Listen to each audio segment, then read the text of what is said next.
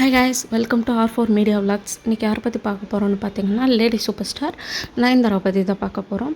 இவங்க உண்மையான பேர் என்ன அப்படின்ட்டு பார்த்தீங்கன்னா, டயானா மரியம் குரியன் அப்படின்றது இவங்களோட உண்மையான பேர். இவங்க எப்போ பிறந்தாங்கன்னு பார்த்தீங்கன்னா, அதாவது பார்னிங் எப்போன்னா November 18, 1984 பிறந்திருக்காங்க. இப்போ இவங்களோட ஏஜ் என்னென்னு பார்த்தீங்கன்னா 39. இவங்களோட நேட்டிவ் பெங்களூர். அப்புறம் இவங்க பேரண்ட்ஸோட நேம் என்னென்னு பார்த்தீங்கன்னா குரியன் கொடியாட்டு அப்படின்றது அப்பா பேர். அம்மா பேர் மரியம் கொரியன் அப்படின்றது தான். இவங்க பிகாம் படிச்சுட்டு இருந்திருக்காங்க. அதுக்கப்புறம் இவங்கள இந்த மாதிரி மலையாளமில் ஒரு டைரக்டர் பார்த்துருக்காங்க மாடலிங் பண்ணிட்டு இருந்தப்ப.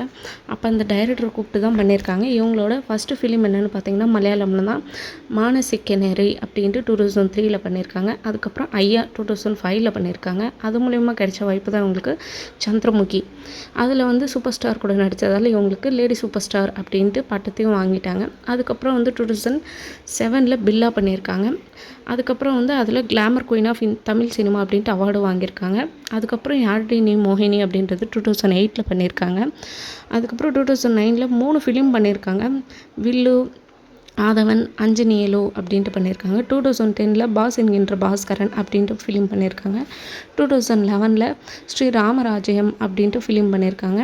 அதுக்கப்புறம் 2013 ராஜா ராணி, ஆரம்பம், இந்த மாதிரி ஃபிலிம்ஸ் எல்லாம் பண்ணியிருக்காங்க. இப்படியே தொடர்ந்து பண்ணிகிட்டு இருந்த நயன்தாரா அதுக்கப்புறம் 2021 அதாவது 2021 நெட்ரிக்கன், 2022 காத்து வாக்கில் 2 காதல், இப்போ அவங்க கரண்ட் அன்னபூரணி அப்படின்னும் ஜவானி ஹிந்தி படமும் பண்ணியிருக்காங்க.